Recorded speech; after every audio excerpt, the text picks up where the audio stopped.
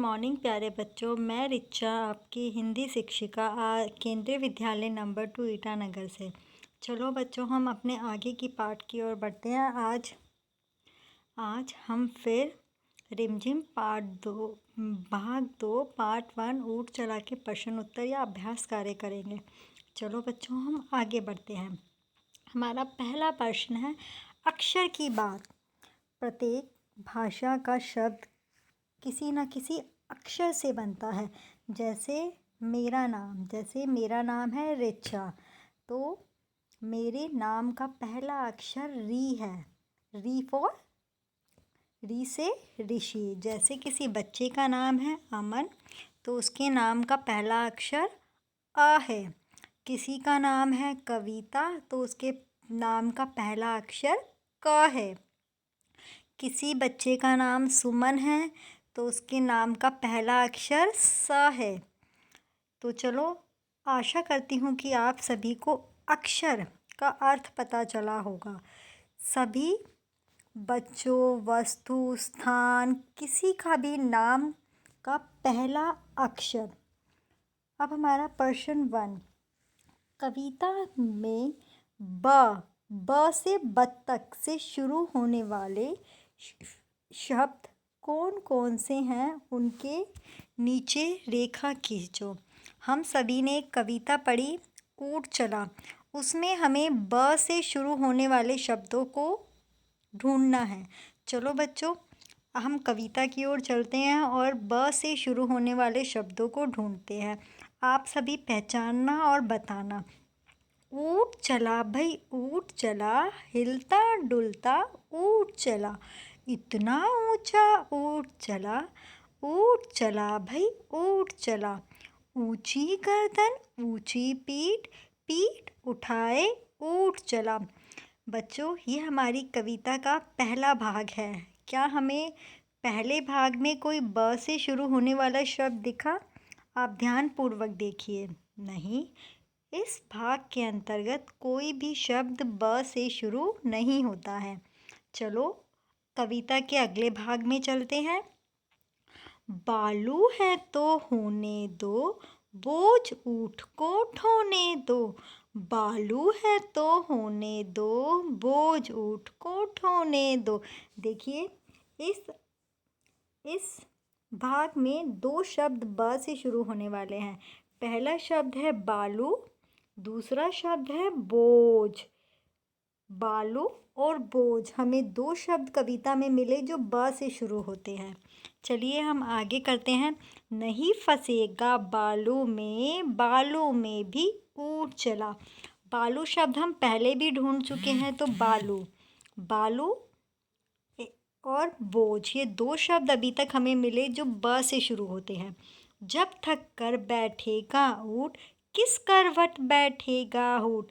जब थक कर बैठेगा ऊँट, किस करवट बैठेगा ऊँट, बता सकेगा कौन भला, ऊँट चला भाई ऊँट चला। इस भाग में भी हमें दो शब्द ब से शुरू होने वाले, ब अक्षर से शुरू होने वाले मिले। पहला शब्द है बैठेगा, दूसरा हमें मिला बता। तो पूरी कविता के अंदर हमें 4 अक्षर ऐसे मिले जो ब से शुरू होते हैं। ब से बालू, ब से बोझ, ब से बैठेगा, ब से बताएगा। तो हमारे इस प्रश्न का उत्तर हुआ बालू, बोझ, बैठेगा, बताएगा। कविता के अंदर जो शब्द हमें या जो अक्षर हमें, जो शब्द जिनका पहला अक्षर ब से शुरू होता है, वो हमें 4 शब्द मिले। बालू, बोझ, बैठेगा, बता। चलो बच्चों, हम अपने अगले प्रश्न की ओर बढ़ते हैं। तुम्हारा नाम किस अक्षर से शुरू होता है? उस अक्षर से 4 शब्द बनाओ। ये एक रचनात्मक प्रश्न है। इसमें सभी बच्चों का उत्तर अलग अलग होगा। आपका नाम जिस शब्द से शुरू होता है, उसके 4, जिस भी अक्षर से शुरू होता है उसके 4 शब्द बनाने हैं। चलो, मैंने एक उत्तर बनाया है। फॉर एग्ज़ाम्पल या उदाहरण के तौर पर हम उत्तर से समझ सकते हैं। जैसे मेरा नाम सुनीता है, यह स से शुरू होता है। मेरा नाम सुनीता है, यह स से शुरू होता है। तो एक लड़की है जिसका नाम सुनीता है जो स से शुरू होता है। तो उसने अपने नाम से 4 अक्षर बना अपने नाम के पहले अक्षर से 4 शब्द बनाए। सरगम, सरिता, सरोज, सुमेर। सरगम, सरिता। इस प्रश्न को विद्यार्थी स्वयं करें। नीचे लिखा भी गया है, विद्यार्थी अपने नाम के अनुसार पहले वर्ण से इस प्रकार लिखें। ये उत्तर सिर्फ उदाहरण के तौर पर दिया गया है। सभी विद्यार्थियों का आंसर या उत्तर अलग अलग हो सकता है। चलो प्यारे बच्चों, अभी हमने 2 प्रश्न किए। बा से शुरू होने वाले जो ब अक्षर से शुरू होते हैं उन शब्दों को हमने कविता में से ढूंढा तथा अपने नाम का पहले अक्षर से शुरू होने वाले 4 शब्दों को लिखना है। हम आगे बढ़ते हैं। प्रश्न है बोझा। इस कविता में एक लाइन आई थी या एक बालू है तो ओने दो, बोझ ऊँट को ढोने दो। ऊँट एक ऐसा जानवर है जो रेगिस्तान में पाया जाता है और उसे रेगिस्तान का जहाज भी कहा जाता है। प्यारे बच्चों, ऊँट रेगिस्तान में बोझ ढोने का काम करता है। वो एक सामान को दूसरे स्थान पर पहुंचाने का काम करता है। तो वो बहुत सारा बोझ अपनी पीठ पर डालकर एक स्थान से दूसरे स्थान पर बोझ ले जाता है। इससे संबंधित 2 प्रश्न पूछे गए हैं। बहुत से जानवरों को बोझा ढोने के लिए इस्तेमाल किया जाता है। क्या तुम्हें यह ठीक लगता है? क्यों? नहीं, मुझे ये बिल्कुल भी पसंद नहीं है कि जानवरों का इस्तेमाल बोझा ढोने के लिए किया जाए। इसमें सभी बच्चों की राय अलग अलग हो सकती है। जानवरों का इस्तेमाल हमें कभी बोझा ढोने के लिए नहीं करना चाहिए। नहीं, बोझा ढोने के लिए उनका इस्तेमाल नहीं करना चाहिए। चलिए इसके अगले प्रश्न की ओर बढ़ते हैं। तुम्हारे आसपास कौन कौन बोझ उठाते हैं? हमें ऐसे जानवरों के नाम लिखने हैं जो आपके आसपास बोझ उठाने का काम करते हैं। गाय, बैल। गाय का इस्तेमाल भी कई स्थानों पर बोझ उठाने के लिए किया जाता है। बैल, गधा, खच्चर, घोड़ा, भैंसा इत्यादि हमारे यहाँ बोझ उठाते हैं। इन जानवरों का इस्तेमाल हम बोझ उठाने के लिए करते हैं।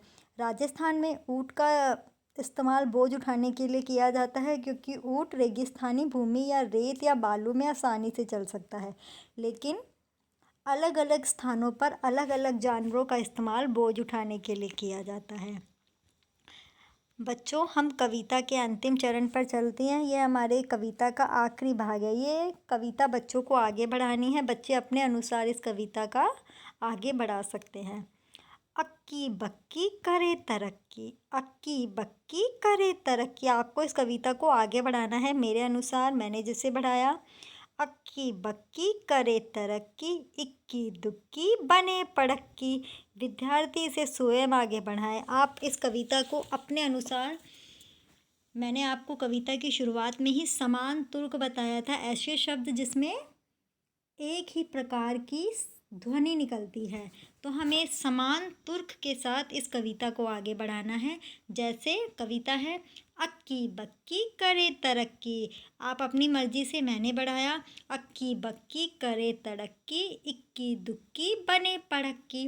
विद्यार्थी स्वयं इस कविता को आगे बढ़ाएं। बच्चों, धन्यवाद आप सभी का इस वीडियो को पूरा देखने के लिए।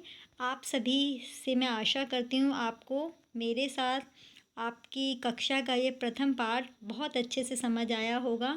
इस पाठ का सारांश हम कल की कक्षा में करेंगे और फिर अपने नए पाठ की शुरुआत करेंगे। धन्यवाद बच्चों।